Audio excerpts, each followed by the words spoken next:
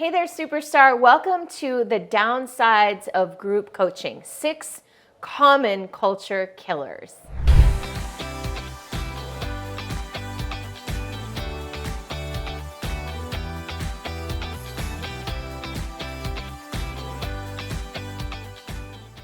In this video, I'm going to first dive into some of the problems and symptoms that can lead you to understand if you have a culture issue. And then I'm going to share with you what I consider to be 2 of your kind of foundational options, what you can do about it. And then finally, I'm going to dive into all the different culture killers that I've identified so you can kind of figure out which ones you've got. Let's go.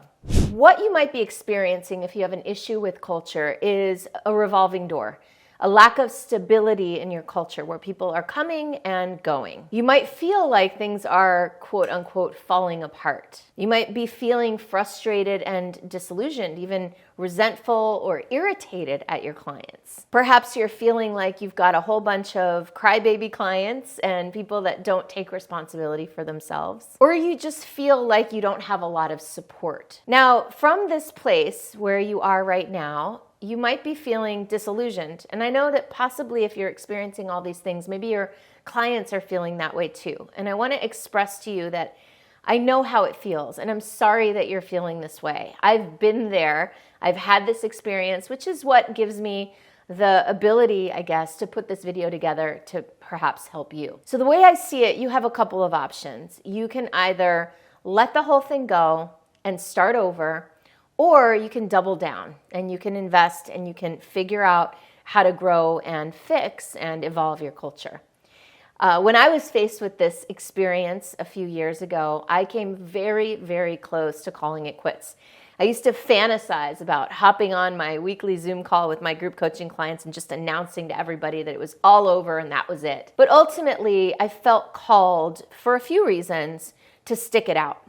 I felt like I needed the growth myself, that I wanted to know that I could build and lead a culture effectively. And I also felt a deep amount of commitment to the clients who were showing up.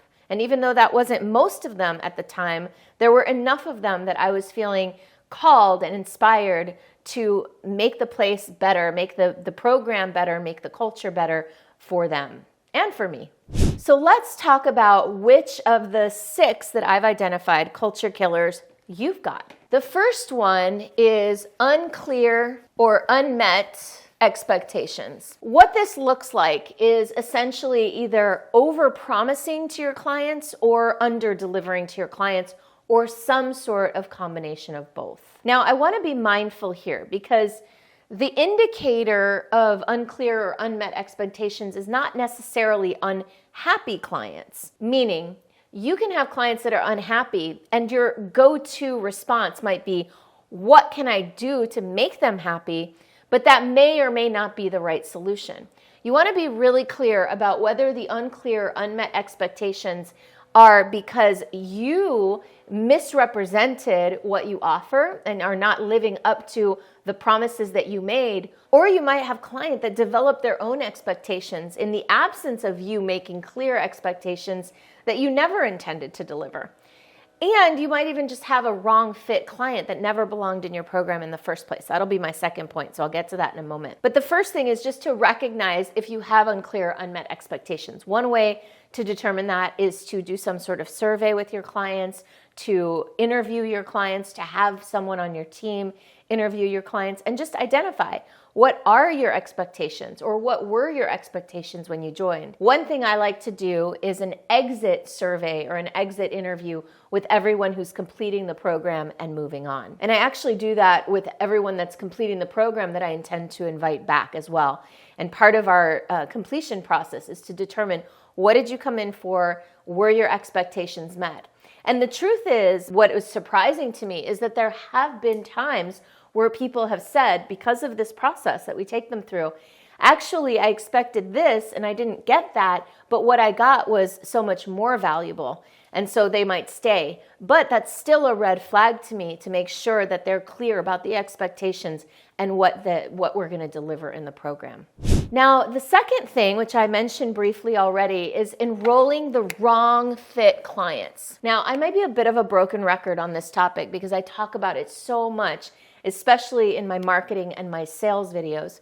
But this is an absolute disaster waiting to happen, quite honestly. When you enroll someone who's not a right fit, especially if they're going to hang out for a year in your culture, you're just cruising for a bruising. Someone who's a wrong fit client should never have been enrolled in the first place. And the best thing that you can do is just to let them go and bless them and send them on their way. In addition to saying that, I'll also say it's very easy sometimes to write somebody off as a wrong fit client when actually they are a good fit client, but you need to look in the mirror and make sure that you're leading that client effectively. The third culture killer is uncommitted clients. Uncommitted clients come in and they kind of show up halfway. They're not really all in. They come and go. They come and get what they need. They leave.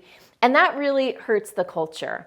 What you really want is a culture full of people who are all in, committed. It makes such a big difference when you have people who are gung-ho and fully participating and playing full out. Now, before I get into number 4, I do want to invite you to take a moment and subscribe to my channel, maybe like this video. I'd love to hear from you in the comments below. The fourth culture killer is if you've got a victim culture. Now, I experienced this myself early days. What I found was the way that I was enrolling clients, which relates back to wrong fit clients and unclear unmet expectations, is I was enrolling clients from the place of putting them, without realizing it, obviously, into victim mode and painting myself as the savior or the hero. Hey, you have this pain point. You don't know what you're doing in this area. I do. I'm going to fix it. I'm going to help you. I'm going to save you to some degree. And so because that's how I was enrolling people, they were a wrong fit for the culture that I envisioned, but they were a perfect fit for the culture that I was creating, which was a culture that was very much a victim culture, where they wanted more of my time, more of my effort. They were needy. They blamed me. They blamed others for their issues. There was a lot of drama in that culture. People weren't getting along well. There was gossip. There were all these issues because essentially I was enrolling people that weren't super empowered. They weren't really operating from a place of empowerment and personal responsibility. They were looking for a magic bullet or a magical genie to fix their business. And the sad part about having a victim culture where you're the hero is eventually you can be sure that you will become the villain. The fifth culture killer is low standards and lack of boundaries. Low standards and lack of boundaries will absolutely kill a culture, and it'll also hurt you in the process. What I mean by low standards, lack of boundaries, I mean, this is all over the place. This can be everything from like attendance and events and showing up on time, all the way to how people operate in financial agreements, people paying you on time, people keeping up with their financial commitment to you. One of the experiences that I had early on when I was dealing with all this was people not paying me on time. And I didn't have a clear process for how to deal with that. Since then, we put into place basically certain commitments that people sign. You know, I commit to paying on time. If I don't pay on time, I commit to letting you know right away if there's a problem with my payment, if I have a new credit card.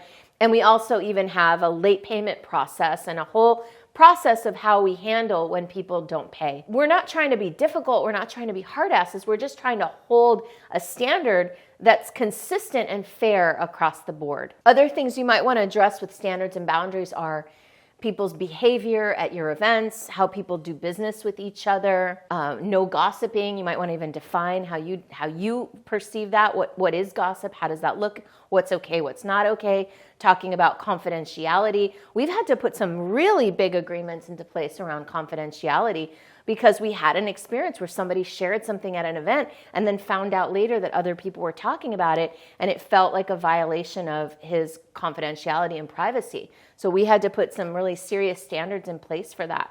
And then finally, one of the biggest culture killers you can find is freeloading. Freeloading is where people come in and take and they don't give.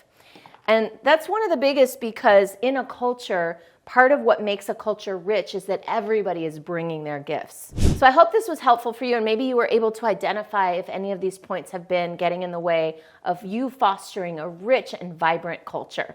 If you're looking for support, mentorship, guidance on how you can build a more powerful culture or a culture from scratch, I'd love to connect.